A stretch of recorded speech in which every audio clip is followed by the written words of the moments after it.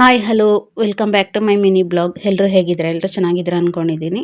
ಹಾಗೆ ನಾನು ಕೂಡ ಚೆನ್ನಾಗಿದ್ದೀನಿ.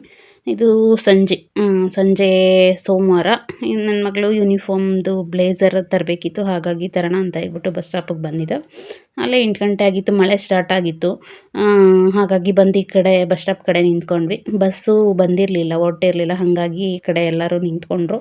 ಆಮೇಲೆ ಬಸ್ ಬಂತು, ಬಸ್ ಹತ್ತಿ ಹೋಗಿ ಬ್ಲೇಸರ್ ತೊಗೊಂಡು ವಾಪಸ್ಸು ಮನೆಗೆ ಬಂದ್ವಿ. ಹಾಗೆ ಹೊರಗಡೆ ಏನೂ ತಿನ್ನೋಕೆ ಹೋಗಲಿಲ್ಲ. ಈ ವೆದರಿಗೆ ಹೊರಗಡೆ ತಿಂದು ಮತ್ತೆ ಹೆಲ್ತ್ ಹಾಳು ಮಾಡ್ಕೊಳ್ಳೋದು ಬೇಡ ಅಂತ ಹೇಳ್ಬಿಟ್ಟು.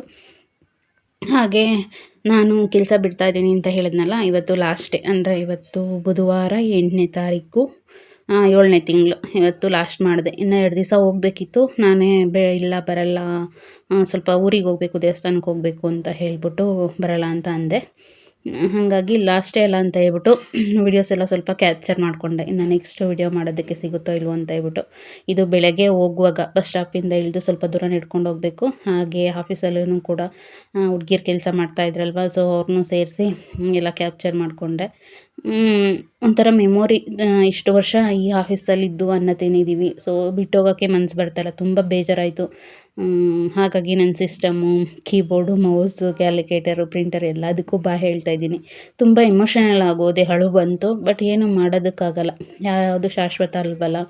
ಅಂದರೆ ಒಂದು ಫೀಲಿಂಗ್ ಇತ್ತು, ಇದು ನಮ್ಮ ಆಫೀಸು ಅಂದರೆ ಒಂದು ನಮ್ಮ ಮನೆ ಥರನೇ ಆಗ್ಬಿಟ್ಟಿತ್ತು. ಈ ಮನೆ ಬಿಟ್ಟು ಹೋಗ್ತಾ ಇದ್ದೀವಿ ಅಂತಂದರೆ ಎಷ್ಟು ಫೀಲ್ ಆಗುತ್ತೋ ಹಂಗೆ ಹೆಣ್ಮಕ್ಳು ತವ್ರು ಬಿಟ್ಟು ಹೋಗುವಾಗ ಅಷ್ಟೇ ಫೀಲ್ ಆಯಿತು. ಹಾಗೆ ಬರುವಾಗನೂ ಹಂಗೆ ಒಂದು ವಿಡಿಯೋನ ಕ್ಯಾಪ್ಚರ್ ಮಾಡಿಕೊಂಡೆ. ಈಗ ಕೆಲಸ ಬಿಟ್ಟಿದ್ದೀನಿ.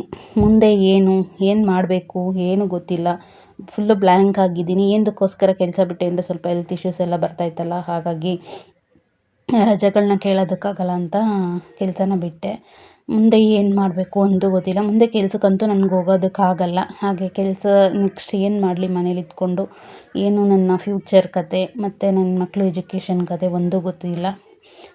ಏನಾದರೂ ಸಜೆಷನ್ ಕೊಡಿ. ಹಾಗೆ ನೆಕ್ಸ್ಟು ಏನು ಮಾಡ್ತೀನಿ ಅನ್ನೋದನ್ನ ನೋಡ್ತಾ ಇರಿ.